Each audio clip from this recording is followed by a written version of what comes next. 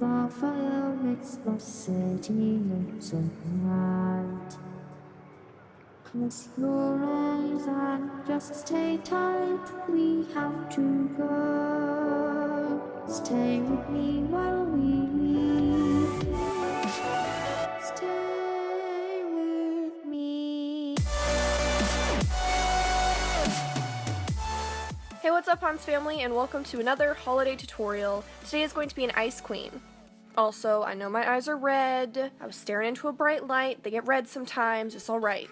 Anyways, all product details will be listed down below as usual, and let's get to the video. I mean, we're already at the video, but you know what I'm saying. I'm going to start off by showing you kind of how to do this crown. You're going to need some hot glue sticks and a hot glue gun, the real hero of this tutorial. I just use a plate to put the hot glue on. It comes off really easy. We're going to start by kind of making the little drops. I had drops on my face, and you can see if you just put a little bit of hot glue down, and then if you kind of spin it around, you'll reduce that little string you get all the time, because that hot glue gun string is real annoying. You can see them all over the plate. I want to also make some little icicles, so you can see I'm kind of doing them so that they're a little jagged, and I'm making them larger and then kind of taper off at the point.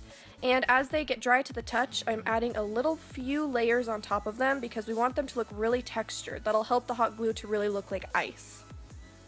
Waiting between layers a little bit helps just because we don't want it to all kind of mesh together into one shapeless blob. To get these off, it's really easy. You can either kind of pick them off a little bit with your nails and just slowly pull it off. When you do have them pulled off, you can even kind of ply them into a little bit more of a different shape if they are a little too curved up, or you could also just push them off of the plate slowly and crack them off that way. Here's some finished icicles. I'd say there's about 3 different little layers of hot glue put on them. For my look, I did quite a few in lots of different shapes and sizes. I wanted some that were very thick and some that were very thin. These are basically weightless, so it's very easy to adhere to your face. For the actual crown, I just took kind of the perimeter of my plate and I just did near the white rim, and first you just want to start out by laying down your first few lines of glue. Your hand may get very sore, and by it will get very sore. And I did quite a few layers first just for the base to start, and while that's drying, I'm going to make the large icicles that we're going to adhere to the actual crown we just made itself. You can see this is just a lot of layering of lines of lines of lines. I start with the most glue at the base of the icicle, and then as I get to the tip, I'm pretty much out of glue, if that makes sense, in my one pump, so it kind of leaves a very tapered edge at the end, which is what we want. For this crown, you're going to want to make a ton of these. You're going to want to make smaller ones and larger ones, just like I said before, because we are going to layer this quite a bit.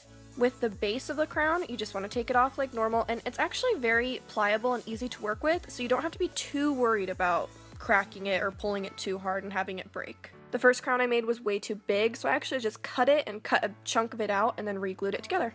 To start gluing down your icicles, just kind of figure out where you want it, and then I lay down a very generous chunk of hot glue, kind of hold it in place for a few seconds, and as it stays, I start to add more hot glue to the sides of it, mainly focusing towards the bottom because, again, we want the icicles to look pretty natural, and icicles are larger at the base and taper off. Same with adding a new one, just keep adding and adding more and more hot glue. Think of if this actual crown was made of ice, it would be very thick in portions, and I just wanted to show you guys a general idea of how to do it. So with mine, I just kept adding and layering on, and you can even layer on extra glue afterwards to really give it that full effect. It's definitely kind of time consuming, but very worth it. Now onto the actual makeup tutorial. I started with a primed face using my Benefit Professional, which is extremely dirty, but what else is new? Even though I'm already pale as shit, I wanted to be paler, so I'm taking the Anastasia contour kit in Fair, I believe, in one of the lightest shades, and just using a Sigma kabuki brush to buff that all over my face. I'm having a lot of redness on my skin right now. My skin is very upset with me, so I took a little bit of NARS Creamy Concealer and just kind of spot checked a few little red spots on my face and blended that out, but you could totally skip this step. Make sure to do your neck, chest, and ears. And then using the Laura Mercier Translucent Setting Powder, I just want to completely set my face. For the cheekbones, I went for Makeup Geek's Stealth and Bedrock eyeshadows using the Morphe G30 brush, and I just want to use this to first carve out my cheekbones. You can see that with this brush I use patting motions to blend out the color a little bit, and you want to focus most of the color downwards and just a tiniest bit on top since we are curving around the cheekbone. Add a little bit of Stealth to darken the color since Stealth is more of a true gray, and make sure to get your temples as well.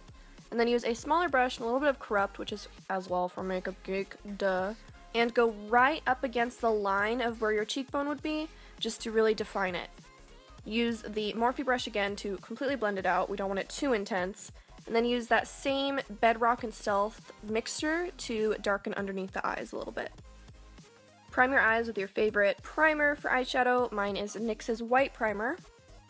And I went ahead and did one eye because, you know, I gotta figure out what I'm doing. We're pretty much sticking with what we did for the cheekbones, starting out with Bedrock, and making a little bit of an outer V. With this brush, I'm using a very, very light hand. This will help to blend the color out. Basically, you want to add the pigment down where you want it, and then slowly start to blend it out using a light hand. You can see with the smoky eye, I start adding more and more, and then adding more Stealth as I go. When you start adding a different darker color, you want to keep that darker color closer to your crease instead of completely blending it over that first transition color. For the inner lid, I added a little bit of Krylon's silver highlighter, which is absolutely amazing, and it's actually true silver. And then using a little bit of Tassel's ColourPop eyeshadow, I went over that. This will just really make the eye pop and bring the attention towards the inner corner. Make sure to use packing motions when using their eyeshadows because they do have kind of a cream-ish consistency. They're a little strange, but I like them. Pretty much doing the same thing for highlighting my face, nothing new here.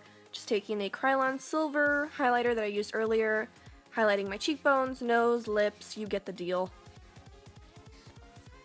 So when I wanted to do an Ice Queen, I kind of immediately thought of Jack Nicholson in The Shining, and if you look at the picture of when he's frozen outside, he has these kind of white streaks, these white frosty streaks, so I wanted to do a play on that, so I'm just taking some white paint from Mehron, which is a water-activated paint, and I'm putting this kind of just wherever I want on my face. I wanted one side to be heavier than the other, just because you guys know I love asymmetrical looks, and I also did some coming out of my nose too, because, you know, realistically, my snot would be kind of frozen too, okay?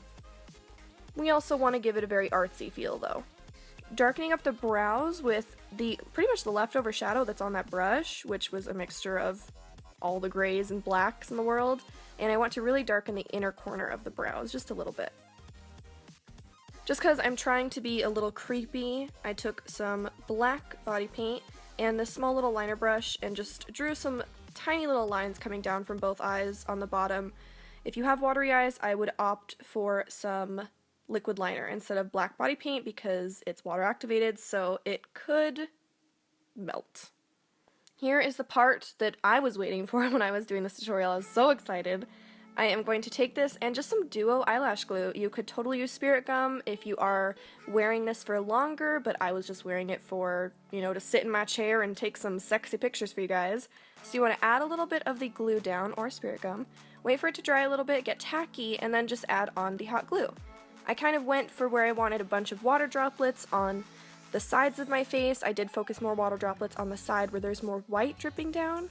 But you can see I made some drops, I made just some tiny little circles, and I also put one a little bit in my nose.